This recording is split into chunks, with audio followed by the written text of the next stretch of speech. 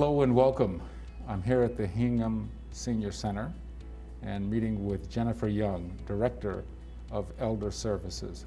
How are you today, Jennifer? I'm very well, Joe. Thank you for having me. Thank you for the opportunity to visit with you here at the Hingham Senior Center. So we're here to talk about the Senior Center as it exists today, the senior citizens that the center is currently supporting. What are the challenges that you face in meeting the needs of those seniors? And what might the future look like with benefit of more space? So let's talk about the center. We're currently in, what room is this? This is what we call our MultiPurpose Room. This is the room that we host several programs in every week.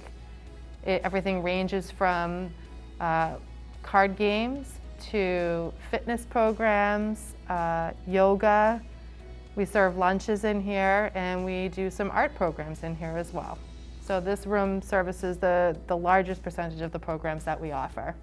And I see that this room has a divider, a movable divider. It does. The divider we use to try to cut the space in half to allow two programs to happen at the same time. As you imagine, it cuts the space that we have in half for those classes as well. And we do have the partition, which provides a physical barrier, but not a sound barrier. So it's not soundproof? It's not soundproof, no. And we're very mindful around the types of programs that can be scheduled at the same time. Yes, so for example, I see a piano over there, so clearly when you're running, let's say, a music program on this side, you're challenged in terms of, and limited to what kind of programs you could run on the other side and not have to compete with the sound. Absolutely, and even more than that, it actually, the sound continues throughout the space that we have, so we're really mindful around any type of program that involves music. We actually don't co-schedule. You talked about meals being served in here as well, so you have a kitchen facility? We do. And is that kitchen facility of sufficient standards today to meet the needs of the seniors? A lot of the equipment that we have in there is actually a residential style as opposed to commercial. And I think when the design was implemented, 23 years ago, the functionality of the space was a little bit different than the direction that we would like to take it in. We do serve Meals on Wheels out of the kitchen, which is a program of South Shore Elder Services. We act sort of as a secondary space for volunteers to come locally and pick up the meal and take them out into the community. With that being said, we also serve lunch here twice a week, and we're really limited to the number of people that we can have for lunch. One, because we're trying to run another program at the same time, and two, because we really can only fit two people in the kitchen to help prepare those meals at any one time, because it is small, and the equipment, as I mentioned, is basically residential. What does a commercial-grade kitchen look like when you're looking at providing services for our seniors? Yeah, more stainless steel countertops that would be cleaned a lot easier and not hold as many germs. We would have garbage disposals, larger sinks, walk-in refrigeration, walk-in freezer, large dry storage. We have been at a real loss, even more so recently than before, with the opportunity to take in a large quantity frozen meals as well as fresh produce and some dried goods for seniors that might be in need, but we can't store the product here. We don't have the proper freezers, refrigerators, and dry storage for that, unfortunately. And that could present a real challenge, let's say, for some of our seniors who might be in need, emergency need. How can you quickly respond if you're limited? We do have an outreach coordinator who is wonderful, and she works very closely with some of the local organizations and other volunteer groups, as well as the food pantry. But we have found ourselves in a quandary in the past whereby somebody is in need of food and we don't have it readily accessible. We do work sort of outside the box, and we don't let anybody go without. But that's something that I feel very strongly the community would benefit from. Other rooms that you have here in the senior center, let's talk about some of the other meeting rooms. Aside from this large room, what's the next second room, size room you've got? We have 2 classrooms that we utilize. They are, it's a significantly smaller space than what we have. They've served their purpose extremely well over the years, but they are small in size compared to the level of interest that the community expresses in wanting to come in.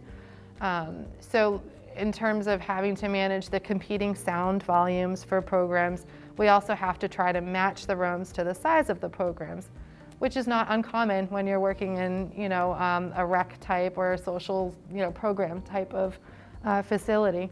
The real challenge becomes, one of the rooms is very small. We can seat 12 people in it, and that's the maximum capacity. The other classroom we utilize to show a movie in, or we have some knitters that come in or do artwork. There's no storage in those rooms. So if we do hold an art class, our artists have to bring in and leave with all of their equipment, which can be pretty heavy for some of the seniors. And again, everything's carpeted throughout. We're kind of limited to the types of programs that can take place. Jennifer, some of the long-standing clubs and groups that gather here at the senior center, like more young groups, how do you juggle their meeting space with creating new meeting space? It can be challenging. I know I've said that word several times, but that is the best way to describe it. I've always said that we have 3 different groups of seniors. We have our older elders, we're talking about our 85 to 90 plus. We have what we refer to as our general elders, our general seniors, 75 to 85. And you have your younger, more active, generally more energetic seniors, 65 to 75, 60, right in that range. It's really hard to balance the interests of 3 different age groups. You're talking about somebody who's in here in their 90s, whose own son or daughter is in their 60s or 70s, and their interests are different.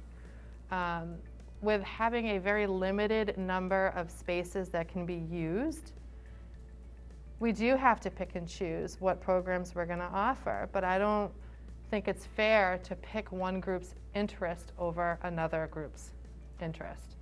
So we try to manage some of the really, long-standing programs, but it does really limit the number of new programs that we can bring in. Yeah, I would love to see, some more intergenerational programming opportunities. I think that, the high school, middle school, elementary school children have such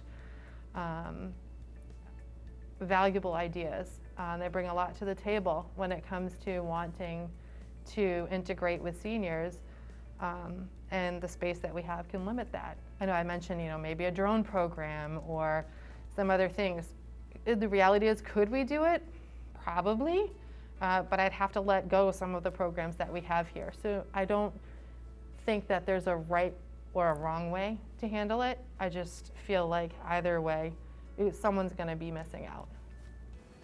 Some of the special populations that you serve here, for example, the Alzheimer's support group or the stroke support group, how are you able to serve those needs in this current space? It can be a challenge. When you're talking about or using the word support group, it lends itself to the understanding that there's going to be some level of confidentiality associated, with that group and creating that safe space. So our stroke group, they met weekly here at the center. More oftentimes than not, they were out in our open space, which is right around the reception area. We would put up a little small fabric divider to give them a little bit of privacy, but again, it doesn't give them any sort of sound privacy. And monthly, we have a Parkinson's support group, which is rather large. Again, it's a logistical challenge with trying to bring in a group once a month. There are times where we do have to hold some programs over in Town Hall. So we do make the best of the space that's available to us, even if it's not directly in our own footprint here. But again, there's a challenge with that. So we have held some discovery, lifelong learning, educational programs next door. But we've had seniors that have come here and we've had to walk over and up the ramp or up the elevators to where their program is being offered. So it can be a logistical challenge. Let's talk a little bit more about the challenges with respect to providing our seniors with confidentiality. The smaller meeting rooms that you have, do they lend themselves to, let's say, an attorney coming in to provide legal services, or to a visiting nurse to go over prescriptions? What are some of those challenges? It's a space issue. We do try to provide professional consultations, an attorney, financial planners, our shine counselors, who are so important to the community. Shine counselors help seniors look at their Medicare options. We have a period every year, which is called open enrollment. It goes from October until December. On any given year, you could service 300-400 seniors, picking out those plans, talking to newly or looking to, retire residents. We also try to provide tax services through AARP. Again, that's another huge program that runs for several months, servicing 600 seniors. And actually, that program services anybody that's in the community that has a simple tax filing. In order to provide those services, our staff leave their offices, generally more often than not, to give a space, because the need is there, and we don't want to deny somebody a service that they need and they benefit from.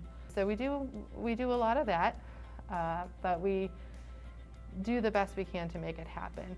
Would it be ideal to have a dedicated professional office that we could use just for that purpose? Absolutely. Absolutely.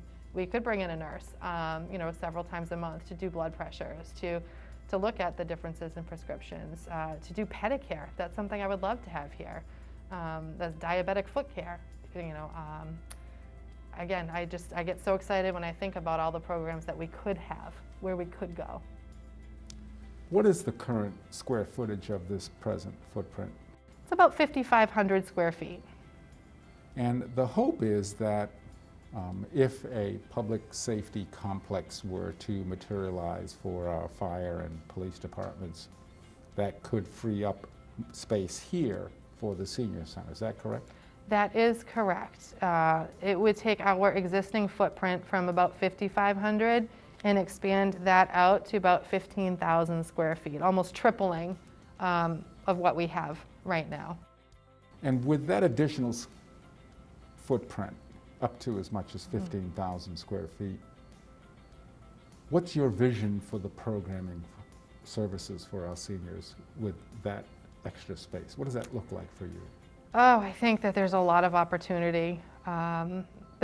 We've experienced a lot of missed opportunities here. I think the general population of what we'd refer to as a senior, although people don't identify, I'm thinking ages 55 and up, but technically it's 60. They're interested in digital photography, in learning about drones and robotics. Yes, there's fitness classes and there's art classes, but there's so much media out there when you're talking about art. I think that the opportunities we could have for programming would be greatly expanded. Looking at really creating multifunctional, multi-purpose rooms that, yes, you can have an art class in at one moment because you have storage, but then it could be turned down, around into a lecture hall because each room is fitted with what would be needed, whether in terms of technology or removable glass walls. If you look at some of the senior center designs that have come out over the past few years, it really is invigorating in terms of the space that they've used. I'm a big fan of the cafe model, whereby we would have something open all the time, to help service even, the town hall staff, or if you're dropping your child off at the rec department and you want to come and have a coffee, come and join us, see what we do. We might have programs for your mom, or even for you if you're a caregiver. So it really just creates this feeling of belonging. So I'm a big proponent of that. I see, a lot of accessibility. I see, bathrooms that if somebody has an ailing or, older person that they're taking care of, they can actually take them into the restroom. That's something that we're lacking right now, is that real family style bathroom facility. I get so excited when I think about it. So you've talked about missed opportunities because of the size limits that you've got here, storage challenges, versatility that isn't here because of the age of the building and the space itself. What else can you think of that is part of this vision with additional space for our seniors? You've talked about having project space to bring in new media, to give our seniors more robust offerings. Is there anything else that we haven't touched on that our viewers should have an appreciation for? I think that I'd like to use the opportunity to say that there is a misperception around what aging is and what being a senior is.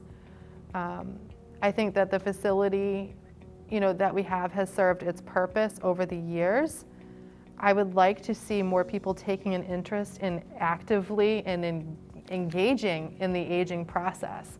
Whether that's coming in for wellness checks or trying out, a social opportunity, a men's club, a ladies club, a singles club. There are so many things that we haven't been able to do because we're limited on space. The singles clubs are huge, people get separated, they get divorced, people pass away. It doesn't mean your life is over. People experience changes in finances. They need opportunities to meet people their own age, that have the same experiences they have. You could say, well, why not just go to the gym, or why not go to the library? People want to be around others that have those experiences, shared experiences that they can relate to. And I think, a real true center for older adults, where you can engage in this healthy process is so vital to the community. And when you're looking at Hingham in particular, right now 31% of the population is over the age of 60. 31%. And in 10 years from now, that number is going to be closer to 40%. And I feel like, that we have such an opportunity at hand to look at something that's innovative, that's ahead of what the other senior centers have designed or are utilizing now based on this most recent experience we have with integrating technology. I think that the town of Hingham, deserves this, and the seniors deserve it. That's a very interesting point you make. Seniors today are not like the seniors of our grandparents. They're not just sitting around and reading magazines all day long. They're active seniors. And to meet the needs of those seniors, the center and all of its resources have got to sort of come up to the current standards that we have today. We do. We have to create it, and they will come. They absolutely will come. Whether it's, in this existing footprint that we have, or like I said, we create these hybrid model opportunities, and we have the opportunity right now to be innovative, to use this space, to expand on the space, and to bring in everybody in the community. I think it's an opportunity that we don't want to miss. This senior center is quite active. For all of the things that you've described, you're doing an awful lot in a very small space. So you should be commended for what you're doing. And you could be doing so much more and offering the community a richer and more diverse offering of services if you had more space to work with. Is that fair to say? Absolutely. Absolutely fair to say. We right now, last year, saw about 900 individuals here at the center for different programs and services. That equates to roughly 12% of the current population here in Hingham. I would like to see that number, double, if not triple, over the next couple of years. If we're really considering the opportunity with, purchasing and developing a public safety building, and we have this opportunity to expand our current footprint in a facility that the seniors, quite frankly, some of them went to high school here, are emotionally attached to, I think it's something that we really do need to consider. Is there anything else that you want to share with us before we close? I've been here at the center for a year and a half now, a little bit over that. And the seniors here have relationships. They've developed these really tight relationships with each other, and I'd like to continue to see that expand out into the community, and bringing a friend in for a fitness program would be a wonderful idea. I can fit 38 people in this space right now, and you have to be a Hingham resident, but how wonderful would it be to get somebody else involved, somebody that's a little bit younger, hasn't been in here before, and to take control of their own aging process. Start young, start fresh. It's not a place where you need to be, an older, frail elder.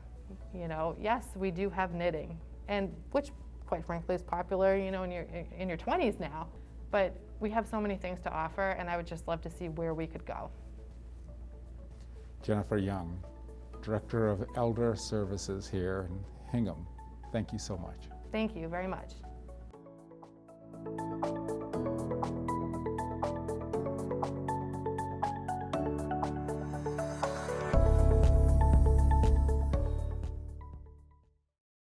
Thank you.